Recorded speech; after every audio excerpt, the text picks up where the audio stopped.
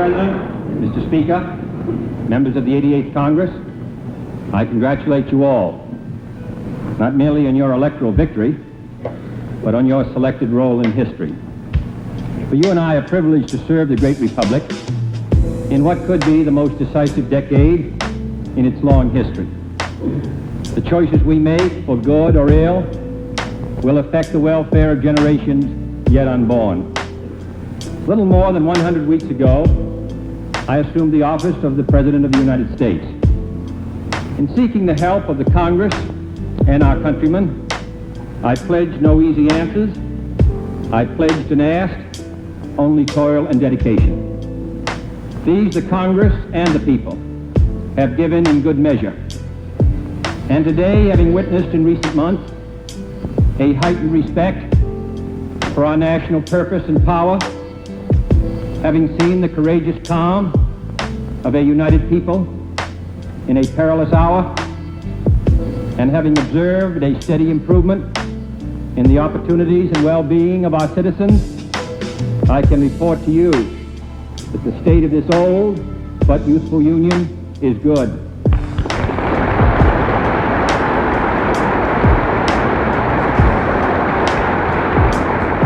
In the world beyond our borders, steady progress has been made in building a world of order. The people of West Berlin remain free and secure.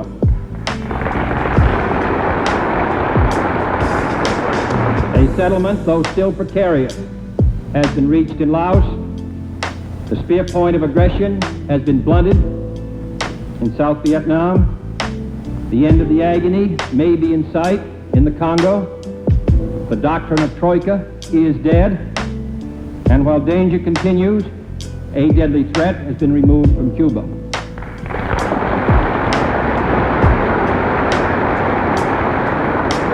At home, the recession is behind us. Well over 1 million more men and women are working today than were working 2 years ago. The average factory work week is once again more than 40 hours. Our industries are turning out more goods than ever before. And more than half of the manufacturing capacity that lay silent and wasted 100 weeks ago is humming with activity. In short, both at home and abroad, there may now be a temptation to relax. For the road has been long, the burden heavy, and the pace consistently urgent. But we cannot be satisfied to rest here. This is the side of the hill, not the top. The mere absence of war is not peace. The mere absence of recession is not growth.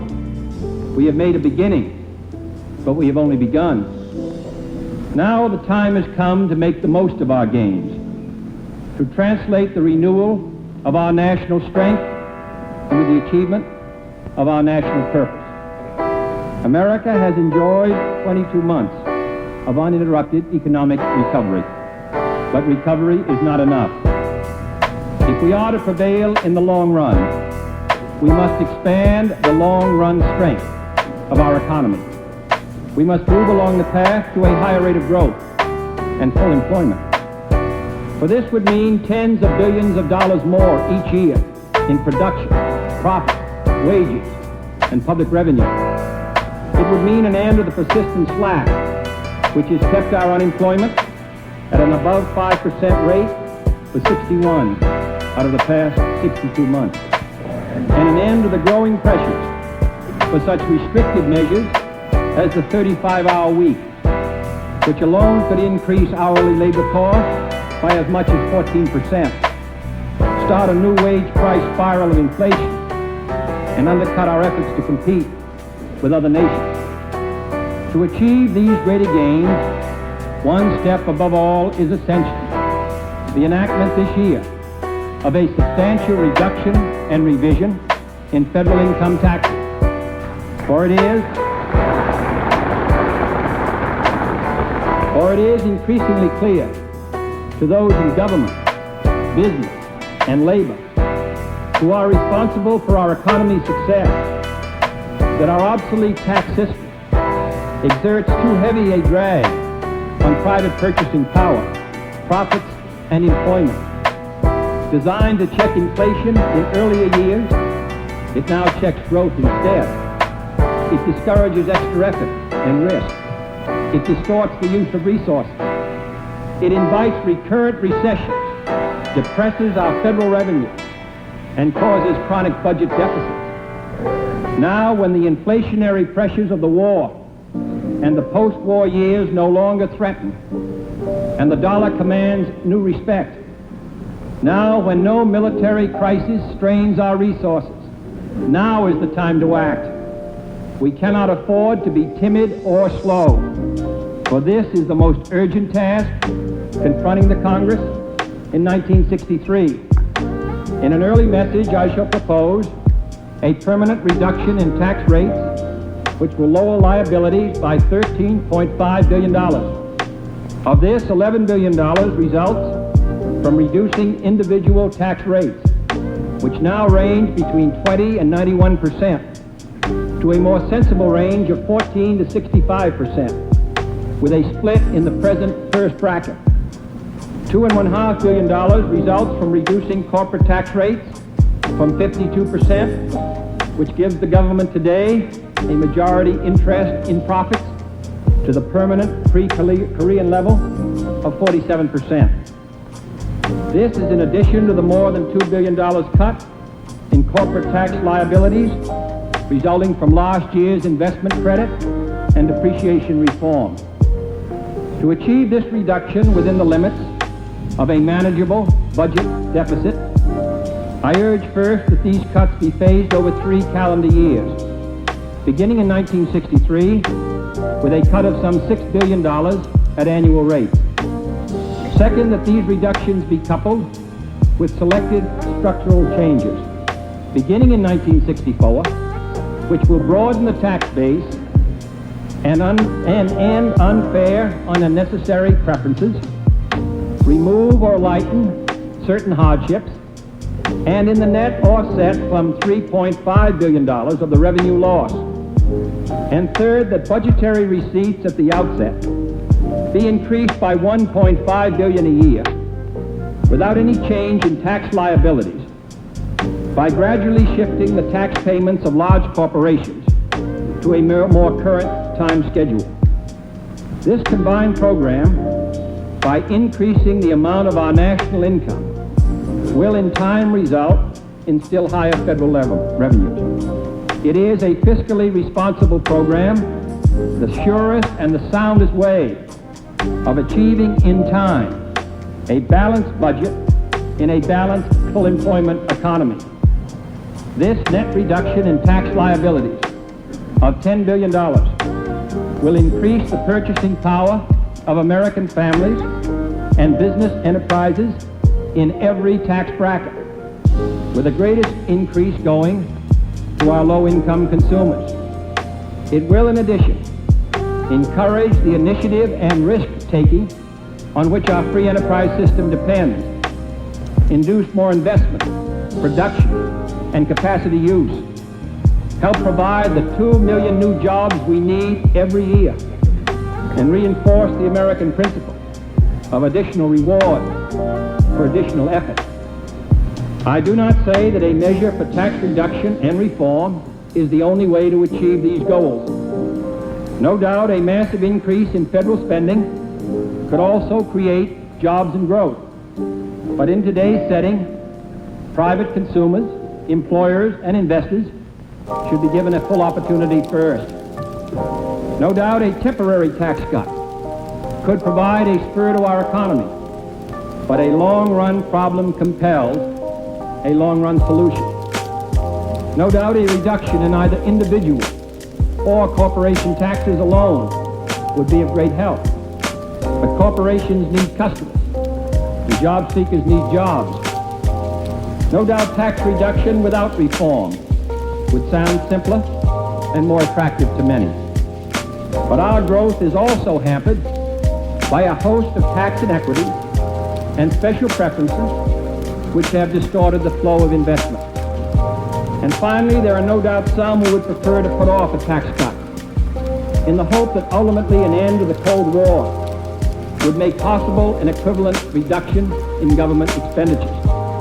that end is not in view, and to wait for it would be costly and self-defeating. In submitting a tax program which will, of course, temporarily increase the deficit, but can, I believe, ultimately end it, and in recognition of the need to control expenditures, I will shortly submit a fiscal 1964 administrative budget, which, while allowing for needed rises in defense, space, and fixed interest charges, holds total expenditures for all other purposes below this year's level. This requires the reduction or postponement of many desirable programs, the absorption of a large part of last year's federal pay raise through personnel and other economies, the termination of certain installations and projects, and the substitution in several programs of private or public credit. But I am convinced that the enactment this year of tax reduction and tax reform overshadows all other domestic problems in this Congress. For we cannot for long lead the cause of peace and freedom if we ever cease to set the pace here at home. Tax reduction alone, however, is not enough to strengthen our society, to provide opportunities for the 4 million Americans who are born every year, to improve the lives of 32 million Americans who live on the outskirts of poverty. The quality of American life must keep pace with the quantity of American goods. This country cannot afford to be rich and desperately poor. Therefore, by holding down the budgetary cost of existing programs to keep within the limitations I have set, it is both possible and imperative to adopt other new measures that we cannot afford to postpone. These measures are based on a series of fundamental premises grouped under 4 related headings. First, we need to strengthen our nation by investing in our youth. The future of any country, which is dependent upon the will and wisdom of its citizens, is damaged and irreparably damaged whenever any of its children are not educated to the full extent of its talents from grade school through graduate school.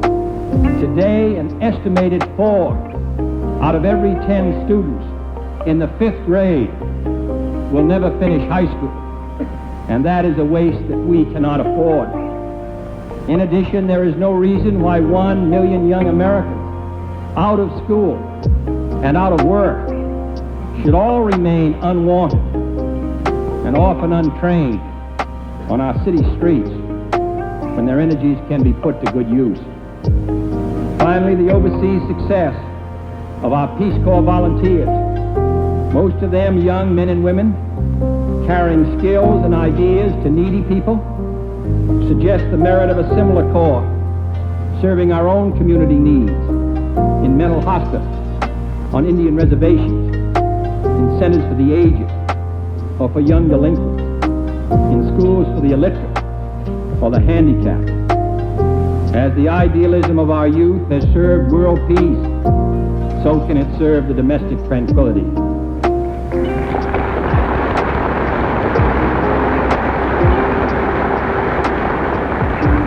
Second, we need to strengthen our nation by safeguarding its health. Our working men and women, instead of being forced to ask for help from public charity once they are old and ill, should start contributing now to their own retirement health program through the Social Security system.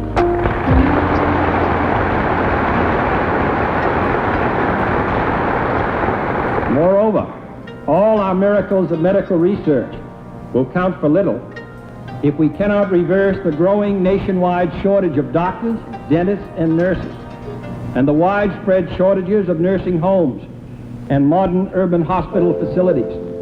Merely to keep the present ratio of doctors and dentists from declining any further, this country must, over the next 10 years, increase the capacity of our medical schools by 50% and our dental schools by 100%. Finally, and of deep concern, I believe that the abandonment of the mentally ill and the mentally retarded to the grim mercy of custodial institutions too often inflicts on them and their families a needless cruelty which this nation should not endure. The incidence of mental retardation in the United States of America is 3 times as high as that of Sweden, for example, and that figure can and must be reduced. Third, we need to strengthen our nation by protecting the basic rights of its citizens. The right to competent counsel must be assured to every man accused of crime in federal court, regardless of his means. And the most precious and powerful right in the world, the right to vote in a free American election, must not be denied to any citizen on grounds of their race or their color. I wish that all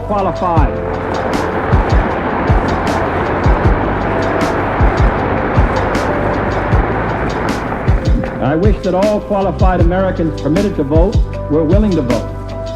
But surely in this centennial year of the emancipation, all those who are willing to vote should always be permitted. Fourth, we need to strengthen our nation by making the best and most economical use of its resources and facilities. Our economic health depends on having healthy transportation arteries. And I believe the way to a more modern economical choice of national transportation service is through increased competition and decreased regulation. Local mass transit, faring even worse, is as essential a community service as highways. Nearly 3/4 of our citizens live in urban areas, which occupy only 2% of our land. And if local transit is to survive and relieve the congestion of these cities, it needs federal stimulation and assistance. Next, this government is in the storage and stockpile business to the melancholy tune of $16 billion. We must continue to support farm income, but we should not pile more farm surpluses on top of the $7.5 billion worth we already own. We must maintain a stockpile of strategic materials, but the $8.5 billion worth we have acquired, for reasons both good and bad, is much more than we need. And we should be empowered to dispose some of the excess in ways which will not cause market disruption. Finally, our already overcrowded national parks and recreation areas will have twice as many visitors 10 years from now as they do today. If we do not plan today for the future growth of these and other great natural assets, not only parks and forests, but wildlife and wilderness preserves and water projects of all kinds, our children and their children will be poorer in every sense of the word. Proposals will be made to the Congress in the coming days to meet these challenges. These are not domestic concerns alone. For upon our achievement of greater vitality and strength here at home hang our fate and future in the world, our ability to sustain and supply the security of free men and nations, our ability to command their respect for our leadership, our ability to expand our trade without threat to our balance of payments, and our ability to adjust to the changing demands of Cold War competition and challenge. We shall be judged more by what we do at home than by what we preach abroad. Nothing we could do to help the developing countries would help them half as much as a booming American economy which consumes their raw materials. And nothing our opponents could do to encourage their own ambitions would encourage them half so much as a chronic, lagging United States economy. These domestic tasks do not divert our energy or our security. They provide the very foundation for freedom's survival and success. Turning to the world outside, it was only a few years ago in Southeast Asia, Africa, Eastern Europe, Latin America, even outer space, that communism sought to convey the image of a unified, confident, and expanding empire, closing in on a sluggish America and a free world in disarray. But few people would hold that picture today. In the past month, we have reaffirmed the scientific and military superiority of freedom. We have doubled our efforts in space to assure us of being first in the future.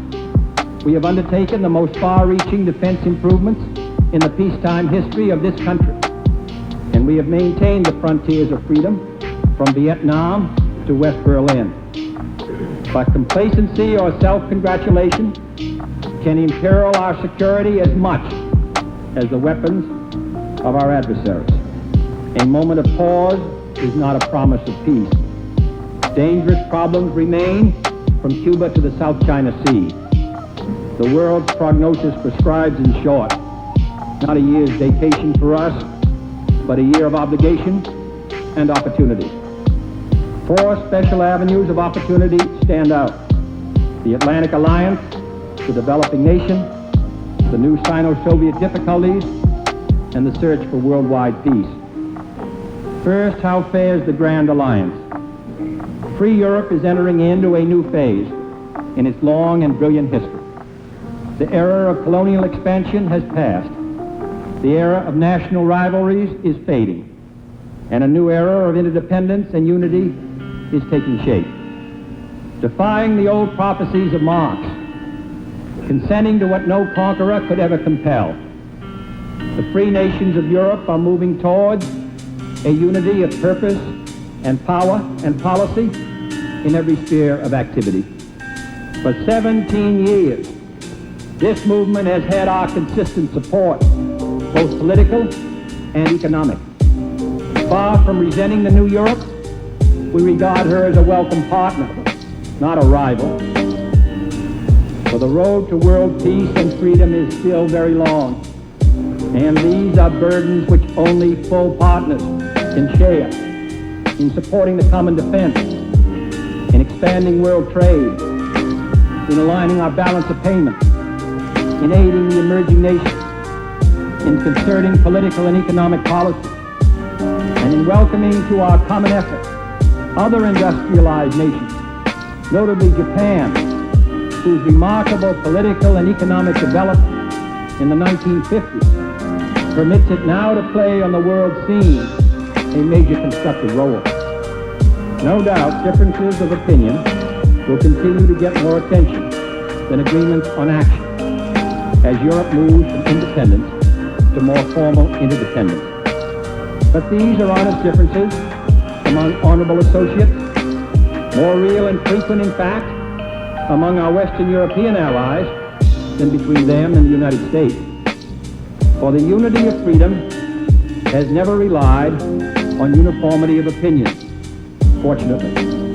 But the basic agreement of this alliance on fundamental issues continues. The first task of the alliance remains the common defense. Last month, Prime Minister Macmillan and I laid plans for a new stage in our long cooperative effort, one which aims to assist in the wider task of framing a common nuclear defense for the whole alliance. The Nassau Agreement recognizes that the security of the West is indivisible, and so must be our defense. But it also recognizes that this is an alliance of proud and sovereign nations, and works best when we do not forget it.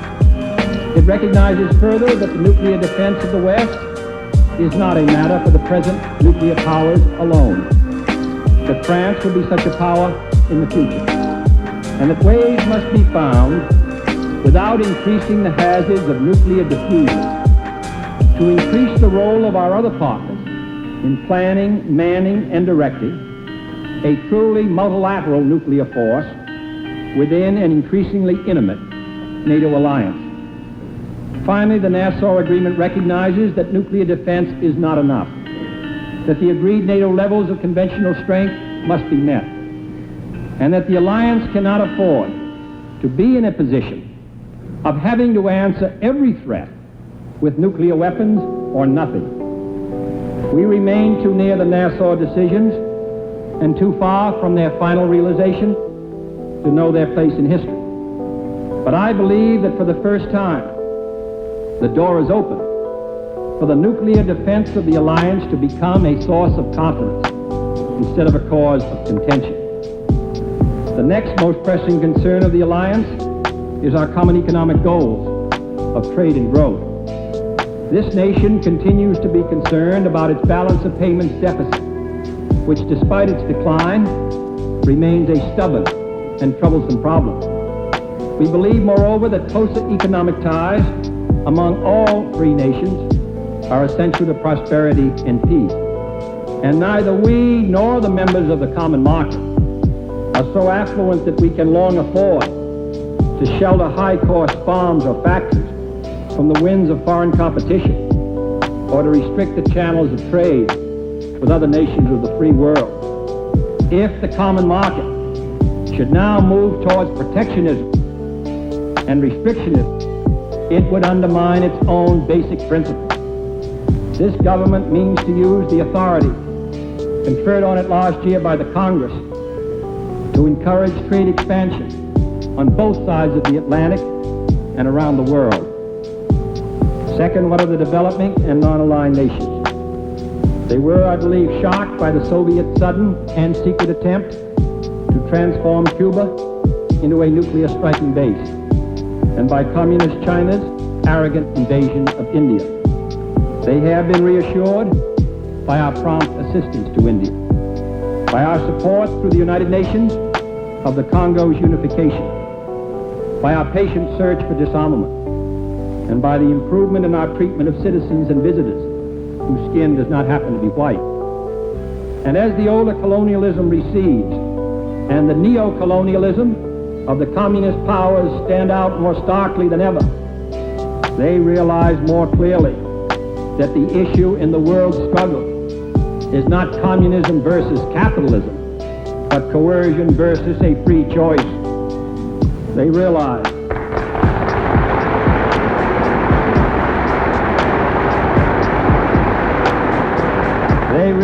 that the longing for independence is the same the world over, whether it is the independence of West Berlin or Vietnam. They realize that such independence runs athwart all communist ambitions, but is in keeping with our own, and that our approach to their needs is resilient and resourceful, while the communists rely on ancient doctrines and old dogmas. Nevertheless, it is hard for any nation to focus on an external or subversive threat to its independence when its energies are drained in daily combat with the forces of poverty and despair. It makes little sense for us to assail in speeches and resolutions the horrors of communism, to spend $50 billion a year to prevent its military advance, and then to begrudge spending largely on American products, less than 1/10 of that amount, to help other nations strengthen their independence and cure the social chaos in which communism has always thrived. I am proud, and I think most Americans are proud, of a mutual defense and assistance program evolved with bipartisan support in 3 administrations, which has, with all of its recognized problems, contributed to the fact that not a single one of the nearly 50 United Nations members to gain independence since the Second World War has succumbed to communist control.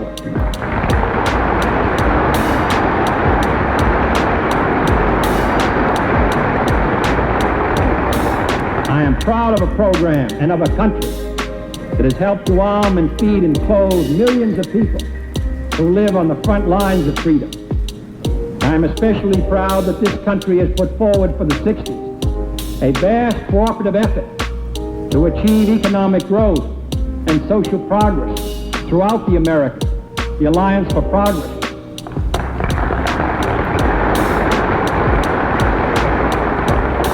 I do not underestimate the difficulties that we face in this mutual effort among our close neighbors, but the free states of this hemisphere, working in close collaboration, have begun to make this alliance a reality.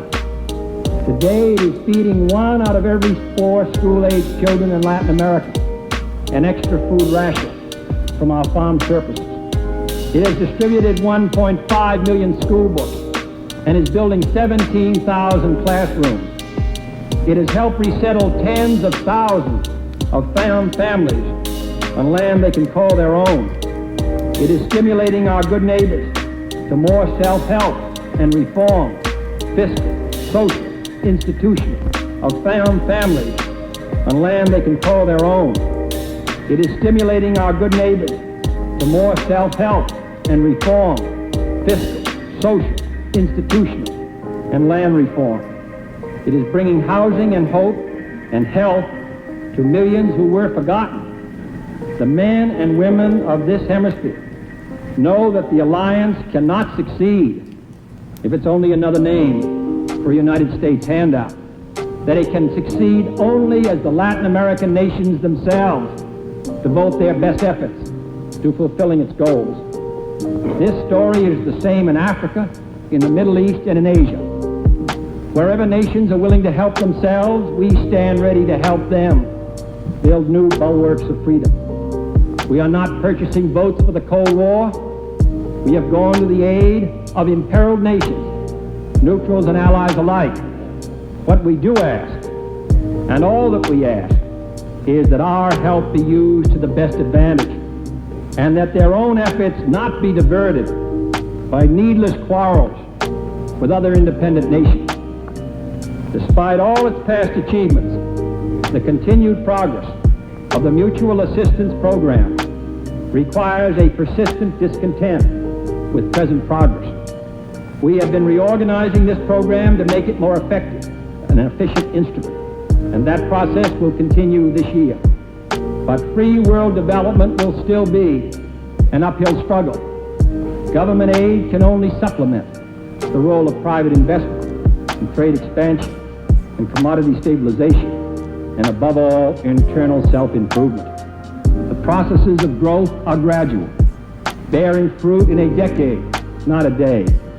Our successes will be neither quick nor dramatic. But if these programs were ever to be ended, our failures in a dozen countries would be sudden and would be certain. Neither money nor technical assistance, however, can be our only weapon against poverty.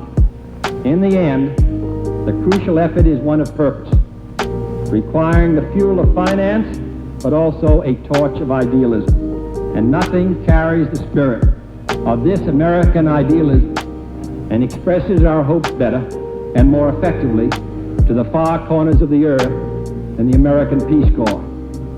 A year ago,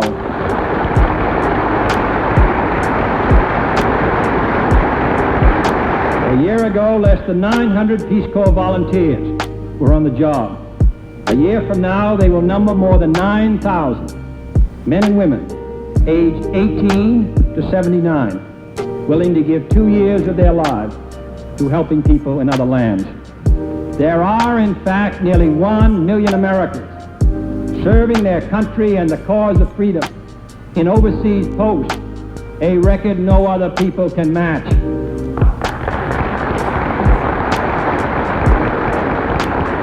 Surely those of us who stay at home should be glad to help indirectly by supporting our aid programs, by opening our doors to foreign visitors and diplomats and students, and by proving day by day, by deed as well as by word, that we are a just and generous people.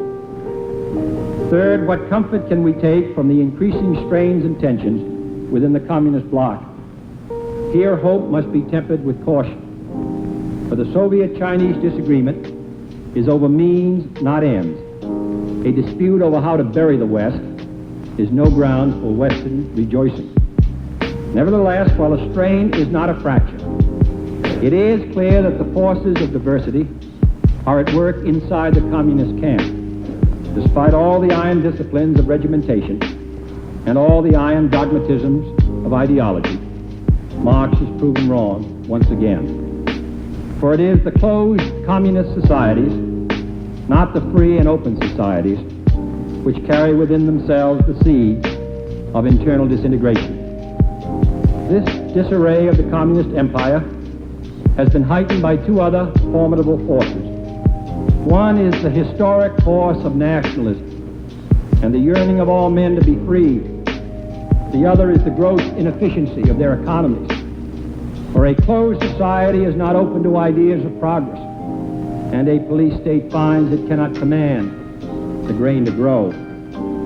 New nations asked to choose between two competing systems need only compare conditions in East and West Germany, Eastern and Western Europe, North and South Vietnam. They need only compare the disillusionment of communist Cuba with the promise of a hemisphere alliance for progress. And all the world knows that no successful system builds a wall to keep its people in and freedom out.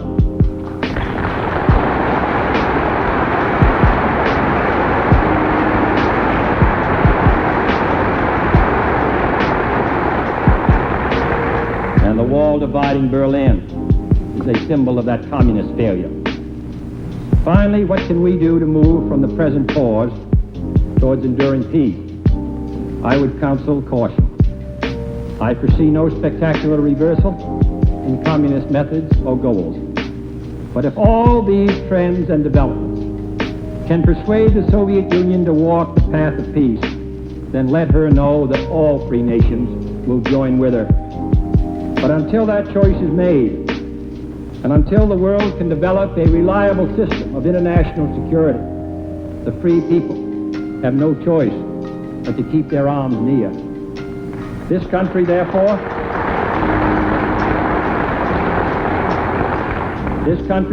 continues to require the best defense in the world, a defense which is suited to the 60s. This means, unfortunately, a rising defense budget, for there is no substitute for adequate defense, and no bargain basement way of achieving it. It means the expenditure of more than $15 billion this year on nuclear weapon systems alone, a sum which is about equal to the combined defense budgets of our European allies. But it also means improved air and missile defenses, improved civil defense, a strengthened anti-guerrilla capacity, and of prime importance, more powerful and flexible non-nuclear forces.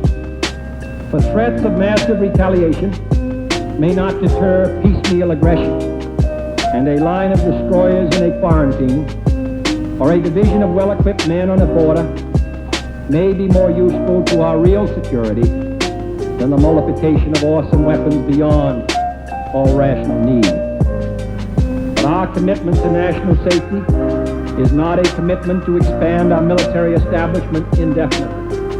We do not dismiss disarmament as an idle dream, for we believe in the end that it is the only way of ensuring the security of all without impairing the interests of any.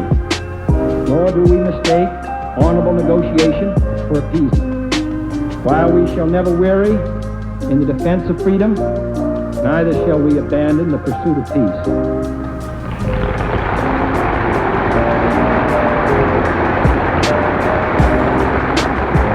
In this quest, the United Nations requires our full and continued support. Its value in serving the cause of peace has been shown anew in its role in the West New Guinea settlement, in its use as a forum for the Cuban crisis, and in its task of unification in the Congo. Today, the United Nations is primarily the protector of the small and the weak, and a safety valve for the strong. Tomorrow, it can form the framework for a world of law, a world in which no nation dictates the destiny of another, in which the vast resources now devoted to destructive means will serve constructive ends. In short, let our adversaries choose. If they choose peaceful competition, they shall have it. If they come to realize that their ambitions cannot succeed, if they see their wars of liberation and subversion will ultimately fail, if they recognize that there is more security in accepting inspection than in permitting new nations to master the black arts of nuclear weapons and war, and if they are willing to turn their energies, as we are, to the great unfinished task of our own people, then surely the areas of agreement can be very wide indeed. A clear understanding about Berlin, stability in Southeast Asia, an end to nuclear testing, new checks on surprise or accidental attack, and ultimately, general and complete disarmament. For we seek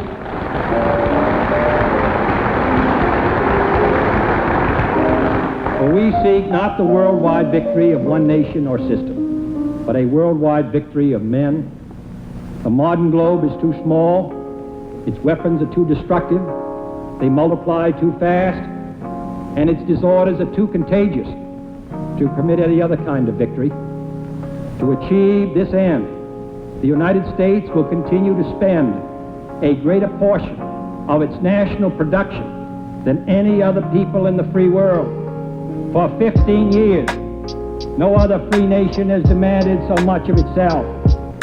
Through hot wars and cold, through recession and prosperity, through the ages of the atom and outer space, the American people have neither faltered nor has their faith flagged. If at times our actions seem to make life difficult for others, it is only because history has made life difficult for us all.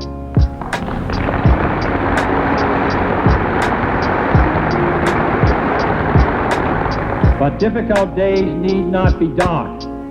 I think these are proud and memorable days in the cause of peace and freedom. We are proud, for example, of Major Rudolph Anderson, who gave his life over the island of Cuba.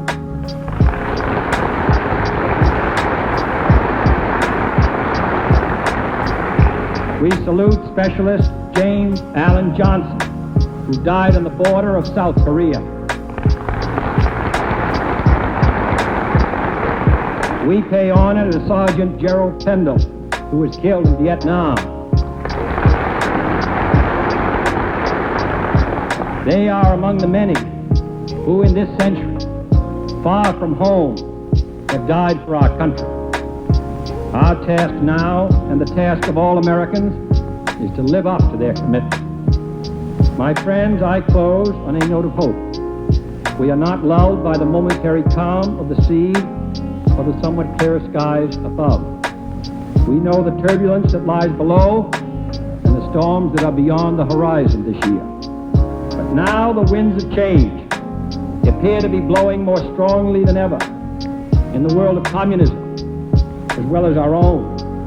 For 175 years, we have sailed with those winds at our back and with the tides of human freedom in our favor. We steer our ship with hope, as Thomas Jefferson said, leaving fear astern. Today we still welcome those winds of change, and we have every reason to believe that our tide is running strong. With thanks to Almighty God for seeing us through a perilous passage, we ask His help anew in guiding the good ship Union.